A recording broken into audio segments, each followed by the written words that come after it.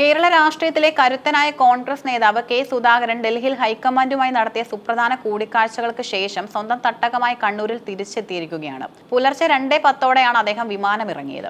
അസമയത്താണെങ്കിലും തന്റെ പ്രിയപ്പെട്ട നേതാവിനെ സ്വീകരിക്കാൻ കണ്ണൂർ അന്താരാഷ്ട്ര വിമാനത്താവളത്തിൽ പ്രവർത്തകരുടെ വൻ നിര തന്നെ അണിനിരന്നു. യൂത്ത് കോൺഗ്രസ് നേതാക്കളായ റിജിൽ മാക്കുറ്റിയുടെയും മുഹമ്മദ് ഷമ്മാസിന്റെയും നേതൃത്വത്തിൽ 50ഓളം വരുന്ന സജീവ പ്രവർത്തകരാണ് സുധാകരനെ സ്വീകരിക്കാൻ എത്തിയത്. സുധാകരൻ വിമാനത്താവളത്തിന് പുറത്തേക്ക് വന്നതോടെ പരിസരം മുദ്രാവാക്യം വിളികളാൽ നിറഞ്ഞു. പാർട്ടിക്കുള്ളിലെ ഐക്യത്തിന്റെയും സുധാകരനോടുള്ള അണികളുടെ വിശ്വസ്തതയുടെയും തെളിവായി സ്വീകരണം മാറി. വിമാനത്താവളത്തിൽ പ്രവർത്തകർ ആവേശം പ്രകടിപ്പിച്ചെങ്കിലും സുധാകരൻ മാധ്യമങ്ങളോട് പ്രതികരിക്കാൻ തയ്യാറായില്ല. രാഷ്ട്രീയമായി വലിയ ചർച്ചകൾ ഡൽഹിയിൽ നടന്ന പശ്ചാത്തലത്തിൽ തന്റെ നിലപാടുകൾ ഇപ്പോൾ പരസ്യമാക്കേണ്ടതില്ലെന്ന വ്യക്തമായ തീരുമാനത്തോടെയാണ് അദ്ദേഹം വീട്ടിലേക്ക് മടങ്ങിയത്. പാർട്ടി പുനഃസംഘടനയും വരാനിരിക്കുന്ന തിരഞ്ഞെടുപ്പ് തന്ത്രങ്ങളും സംബന്ധിച്ച നിർണായകമായ തീരുമാനങ്ങൾ കൈക്കൊണ്ട ശേഷമാണ് ഈ മടങ്ങിവരവെന്നതും ശ്രദ്ധേയമാണ്. കെ സുധാകരന്റെ ഓരോ നീക്കവും CPMന്റെ കോട്ടയായ കണ്ണൂരിൽ വലിയ ചലനങ്ങൾ സൃഷ്ടിക്കാറുണ്ട്. അദ്ദേഹം ഡൽഹിയിൽ നിന്ന് മടങ്ങിയെത്തിയത് വരാനിരിക്കുന്ന രാഷ്ട്രീയ പോരാട്ടങ്ങൾക്ക് പുതിയ ഊർജം പകരുമെന്നാണ് കോൺഗ്രസ് അണികൾ വിശ്വസിക്കുന്നത്.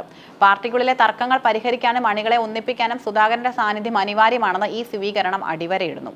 ലളിതമെങ്കിലും രാഷ്ട്രീയമായി കൃത്യമായ സന്ദേശം നൽകുന്ന ഒന്നായിരുന്നു സുധാകരന് ലഭിച്ച ഈ വരവേൽപ്പ്. വരും ദിവസങ്ങളിൽ അദ്ദേഹം നടത്തുന്ന രാഷ്ട്രീയ നീക്കങ്ങളാകും കേരളത്തിലെ കോൺഗ്രസിന്റെ ദിശ നിർണ്ണയിക്കുക.